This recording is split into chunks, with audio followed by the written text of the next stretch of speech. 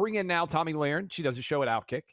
Outkick had a fabulous 2024, partly because of Tommy's show, which does fantastically well. You can find Tomi on many Fox News shows, as well as doing her daily show at Outkick. Tomi, what's up? How are you? Happy New Year. Happy New Year. And I think you and I are going to be together on Fox News in about an hour. So I'm glad I get a double dose of Clay today. Yes. I didn't know that. So are we on at the same time? I haven't even checked my emails to know the update. You're going to be on Martha's show as well? Yes, I am. We're going to be on a panel together, my friend. So I'm looking forward to it. You can fill me in. What are we talking about to tease everybody so that they're aware that they'll be able to see us on TV? Well, I'm glad that I could be breaking the news for you. We are going to be talking about a couple of our tweets, in fact. One where you were warning the little Gen Z twerps out there that are protesting in the streets on behalf of Hamas. You were warning them about what a global intifada really looks like. And so you and I are going to be discussing that, and also my theory that, if you happen to not be a U.S. citizen and you are carrying an ISIS or Hamas flag, perhaps maybe you shouldn't be in this country. So you and I are going to be discussing that with Martha in a little bit, unless we're disrupted by speaker ballot news, which may very well happen. Yeah, so let's talk about the speaker. First of all, that'll be fun. And so we encourage you guys to watch us on Fox News here in about an hour. All right, so speaker ballot news. I feel always about these aspects a bit like I do the debt, the shutdown of government and everything else. Eventually, it's going to end, and most of the time, there isn't going to be much difference than if it had never occurred in the first place. That's my take on as we get ready for speaker vote round 2. Do you disagree, or what is out there that is worthy of not having made Mike Johnson speaker on the first ballot? Well, I just kind of find it annoying because, listen, I think that Mike Johnson, people are a little ticked off because of that omnibus giant spending bill, and I understand it, and I think that a message needed to be sent to him that the American people don't want out-of-control spending, and also kind of sick of his blank check to Ukraine. So I think that a message to him needs to be sent. But if we don't have any alternatives, all of this is just performative, and it's just sucking all the air out of the room for the Republican Party that should be triumphant right now. So it feels like a lot of theater. It feels like a circus. It feels like we've been here before. I'm sure he will be our next speaker. And it feels like some of the folks that want to protest against it really just want camera and TV time, and they want to make headlines. And it just feels like a waste of our time, to your point. Did you see Kamala didn't know the Pledge of Allegiance? I didn't see that, but, knock me over with a feather, Clay. I'm not shocked. I'm not shocked and surprised by that. I should have texted it to you during the break, but she said, I pledge allegiance, and then went to America. She forgot about the flag. So she got the first 3 words right. But is that not a perfect metaphor for Kamala Harris's entire existence, that off the teleprompter, even when she knew she was going to be doing it, and I get it, like you probably don't pledge allegiance to the flag that often if you're not a kid, right? I mean, it's relatively rare for most people to do it. But if you knew you were going to be doing it on television in front of a huge room, wouldn't you make the trouble to actually know what the pledge is? Yeah, you would think, but Kamala has been historically unprepared for absolutely everything, which is why she lost so dismally. And, she really doesn't have that much that she needs to do as vice president. So you'd think that she might just be able to get that one little thing right. But this is just exactly why the American people are ready to move on. And I think Kamala's political career is over. Those that are trying to resurrect it, or as delusional as she is, she's done. The Democrats want her to be done. That's why they ran her as a sacrificial lamb next to Joe Biden in the first place. And they had to run her on the ticket because Joe Biden could literally not stand up anymore. And, they got what they deserved, and Kamala got what she deserved. And I think now it's over for her. Okay, so let's go into, eventually, I think you agree with me, we're on the second ballot. Mike Johnson is going to be the House Speaker. What do you hope they do first? What should Trump's 2025 agenda be, hitting the ground running in about 17 days from now, right after he's sworn in? If he asked you, and he may well have asked you, Tomi, what should we do next? What should be the first thing that Trump does in your mind?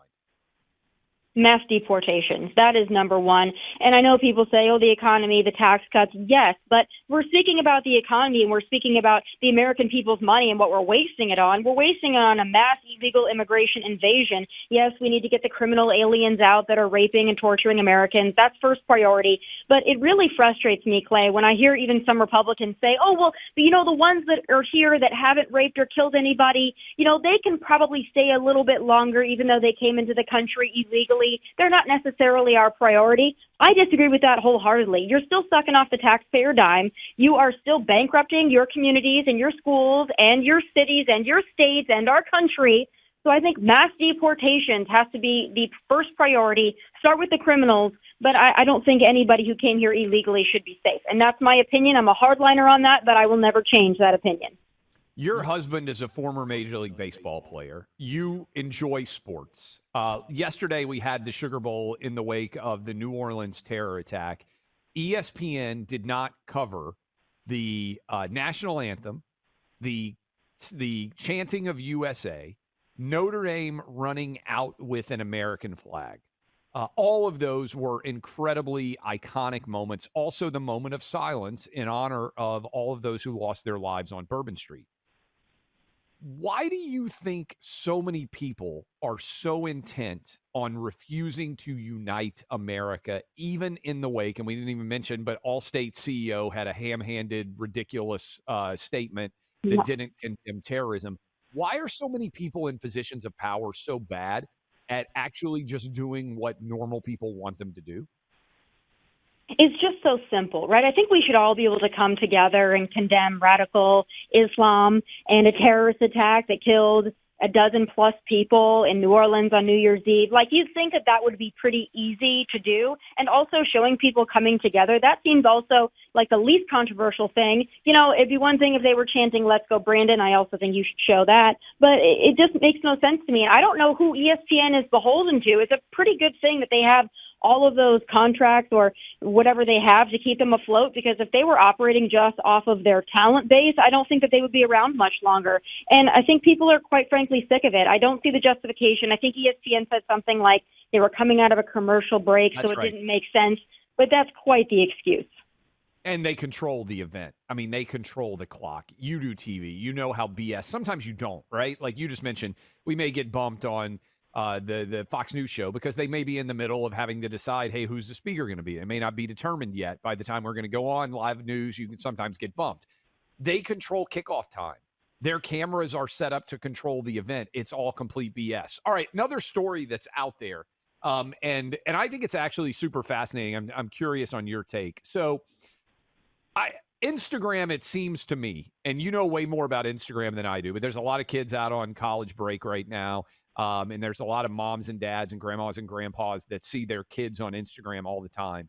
It seems to me, and maybe this is just my Instagram feed, Tommy, that like 90% of Instagram's entire business model is just pretty girls posting photos of themselves looking very pretty. Am I missing something larger? And then this is going to lead into a second point, or is that a massive percentage of Instagram's reason basically for existence? Well, Clay, I hate to drop this on you, but the algorithm tracks your likes, and it tracks the things that you're interested in. Because so are you suggesting that I like pretty girls? This is going to be a scandalous thing. Are you suggesting that my liking of pretty girls makes me see more pretty girls on Instagram? 1,000,000%. That's actually the truth. So if you look at my For You page on Instagram, it's cooking videos. It's like hacks. Yes, and it's dogs. It's rescue dogs. I mean, it's primarily rescue dogs on my For You page. I have very few pretty girls that show up on my For You page. I guess I've just totally outed myself. I've never seen a rescue dog on Instagram. I see sports and pretty girls. So I legit thought all that Instagram had was pretty girls. All right. So as a part of that, and Outkick is active there. You should go follow Tomi. She's got like 20 million followers on Instagram, whatever the number is. So Angel Reese is a really famous basketball player at this point, primarily because she's like the anti-Caitlin Clark, for people out there who are aware of this. And I think almost all of you are, because their rivalry has become a big thing. So I want you to explain to me what I'm missing, because I'm a guy and I don't really understand this. And there are many things about women, certainly, that I do not understand.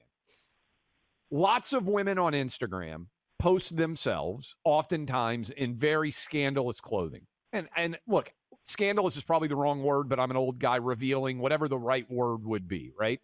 And then it seems to me many of them also get upset with the attention that they get from men. So Angel Reese in particular has said, I'm sick of the media trying to over-sexualize me.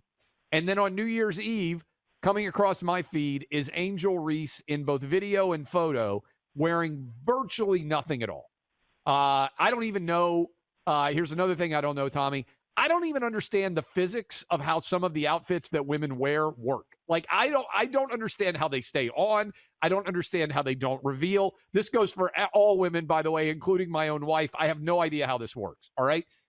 Is it not hypocritical to post yourself in skimpy clothing? Maybe that's the right word. And then complain that men are judging you and paying attention to you based on you posting yourself in skimpy clothing, which is what Angel Reese has done. What am I missing here? You're not missing anything. And what I think it really is she's looking to be a victim, and she couldn't quite figure out how she was a victim. So she was reaching for something, and then being overly sexualized by the media was the first thing she could think of, of course, after the race thing. But it doesn't make sense to me. I think she's a young girl who's posting herself. I've also seen her in rap videos. I mean, she clearly likes the attention. She likes to wear next to nothing. And you know what? I'm somebody that I don't care. Like, if you want to go out and you want to show your body, I'm the same way. I'm not judging anybody who decides to wear whatever they want to wear. But this is my take. If you're a girl and you're wearing something that shows a lot of skin, I don't understand how you can judge men for noticing. Yeah, and I don't understand that either. And again, I don't think that it really bothers her. I think she likes the attention. She enjoys the attention. That's why she does it. But she also says ridiculous things like that because she enjoys the attention. And I think anytime Caitlin Clark gets attention, Angel Reese has to be in the corner like, look at me, and it's going to be for whatever reason. She wore that and she posted that so that people would talk about her because she doesn't want people talking about Caitlin Clark. And Caitlin Clark's probably one of the only female stars that you're not going to see in a skimpy dress. And I think that that's another reason why the two are so different. I don't think you'd ever see that on Caitlin Clark. But Angel Reese, she wants to be a cultural icon. She wants to be Beyonce, and she wants us to talk about her and not Caitlin Clark. All right, another question for you. I don't know if you've seen all these videos, and I have seen these too, on Instagram in particular, but also on TikTok.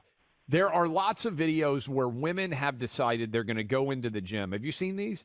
In like skimpy outfits, and they're going to set up cameras and try to catch guys looking at them in their skimpy outfits. Have you seen this, like a viral thing where women are like, I can't believe it. What is going on here? Again, if you go into a gym wearing almost nothing and you start working out, people can see me. I'm not in a great physique, but it's impossible if you're a man in a gym and a woman is wearing nothing for you not to look at her. What's going on here? Like these thirst trap things that go viral. Some of the times I'm looking like, what do these girls expect?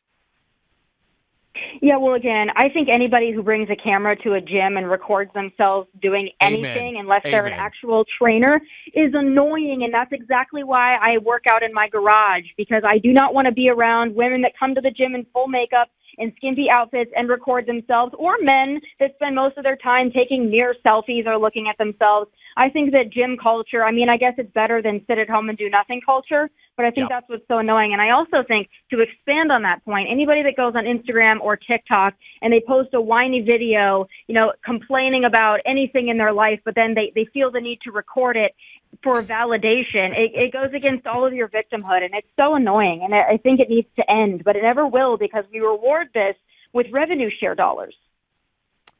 You know what, Tommy? I'm just hoping somebody sexualizes me one day. Just once, I would like to be sexualized. It's never happened in my entire media career. I'm offering myself up. I want to be sexualized. Maybe it'll happen in an hour on television when people see me and they say, my God, Clay Travis is showing way too much skin today. Tommy, thank you for the time. Keep up the good work. Check her out at Outkick. Check her out at Tomi Lahren. She does fantastic stuff. And thanks for taking the time with us today. I'll see you in a little bit across the waves pretty soon. For sure. That's Tomi Lahren.